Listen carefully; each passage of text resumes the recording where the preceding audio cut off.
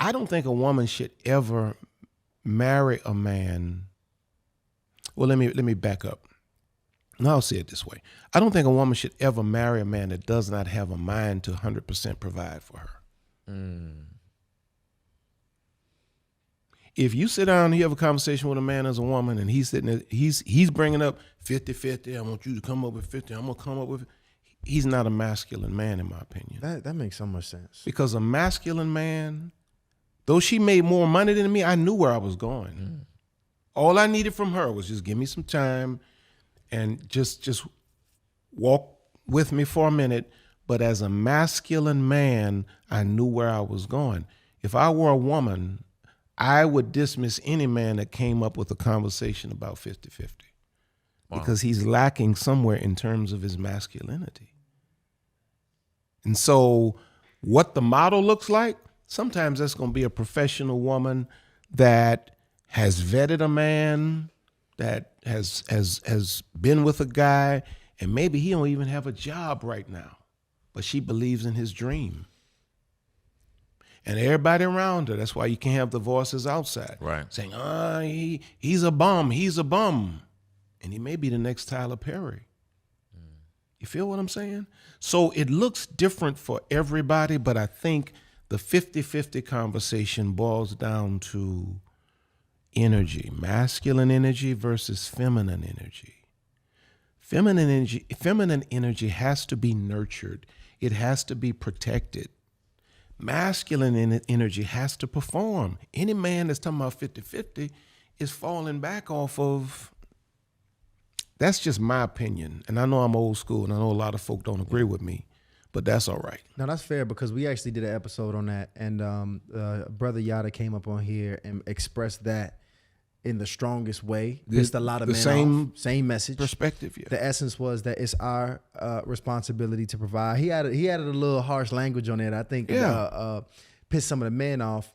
But I spoke to a really good friend of mine, and he expressed some concern about the message as well. And here's what he expressed specifically, because he is a brother that does want to have or see himself being the 100% provider. Correct. But right now, that's not where he's at. Correct. So what he asked was, how can we have a healthy masculine, feminine dynamic in the home until you reach that point as a man? What do I need to do as a man to have a healthy household on the way to being that 100% whole provider of my home?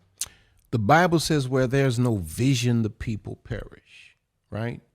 So when you have that 100% heart as a man, you have to simply clearly communicate where you're going to your woman so that she understands every day in and out that this is not where we're parking at. We're not going to camp out here. We're moving. That's what I did with my wife. I kept the vision. I kept telling, this is where we're going. She kept watching it unfold. And so now what? The motivation is there. She feels good about her man. We're moving in the right direction. And then when we get there, now all the naysayers say, I knew he was going to do it. Yeah, you see? So there are a lot of young women today that are making a lot of money. Mm-hmm. I mean, there are some men that's going to marry women that you never make more money than that woman. Another beautiful thing this lady across the room did, this is an indication that a woman really loves you too. A woman will make these adjustments for you. She made certain that she kept our lifestyle at a place where I could afford to take care of it. Wow.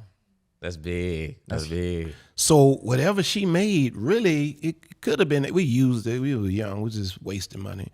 We used it, but she kept our lifestyle. She's never put a financial burden on me. I've always given her more, much more than she's demanded. You know? So I'll say that relative to young men. You need a woman that sees where you are, understands the vision of where you're going, but loves you enough to make the adjustment to make certain that she lives within your means. Now, if you got a woman that's making $1 million a year, well, that's a whole different Right. ball game.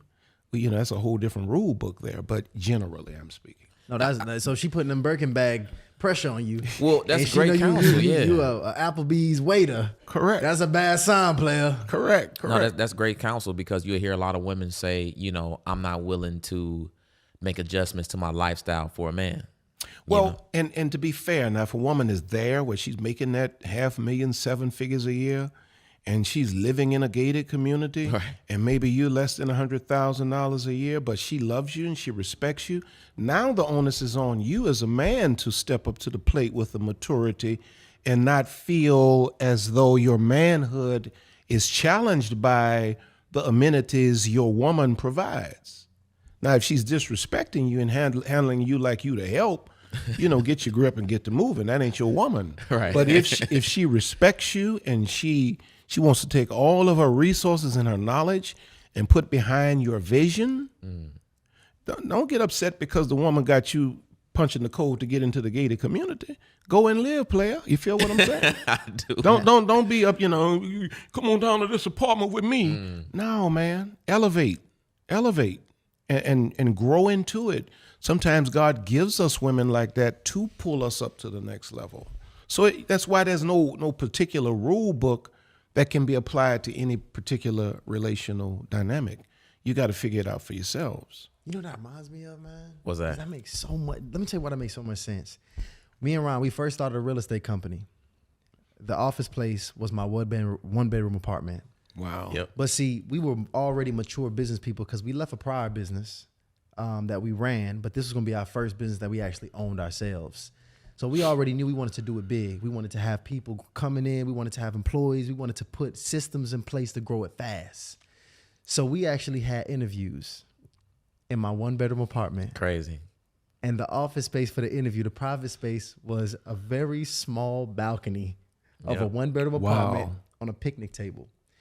But see, we had a grand vision and we knew who we were. Like, we knew what kind of businessmen we were. So we had absolute confidence. And we sat in that one bedroom apartment on a balcony on that picnic table with absolute confidence, interviewing folks. With a clipboard and a pool party Clipboard, going on. Yeah, like some ratchetness going on the outside. And we interviewing people. And we having a whole professional interview, and we doing all the fundamental things you saying. We're prophetically letting them know where we going as a company, like where the vision is, where they gonna be, where they gonna end up. And as a matter of fact, the person that came on the team, not only did we communicate it then, every year we made sure not only did we have weekly meetings to check his temperature, see how he was, and make sure we was on the same page, but we used to do this annual meeting where we will communicate next year's vision. Wow. Where we going, how we taking it to the next level. Even while we didn't have our money together, we were still broke that whole first year. Me and Ryan, he was getting his paycheck, but we was living off credit cards. Yep. And about to go out of business in many ways. But we made sure we communicated that vision with absolute confidence. Correct. And he was excited as hell about where we was going, and we had no damn money. And we had to consistently communicate that over and over again until it finally came to be. Yes, sir. And that's really what that reminds me of. So if somebody really believes enough in a vision, they could have nothing extrinsically there to see, touch, or feel, and still be motivated and excited on the inside. Absolutely. And the right woman. See, I'm listening to your language. You said communication, consistency. There's another C you used in there. Clarity is a word I heard. If a man is consistently communicating and he's consistently clear about where we're going, and the woman is seeing consistent growth, that's really the currency that a woman needs to stay motivated in a relationship with a man. You know, he may not have the cash right now, but if he's communicating that vision and he's waking up every day and he's doing that thing, and she's seeing the results, that's the currency a woman needs to buy in to a relationship with a man. That's why I like the way you broke down 50-50, because it's not about the money. It's not about the money. It's not about the money. It's mindset. Yeah. And when women have an issue with 50-50, what they're subconsciously, they may not even realize it.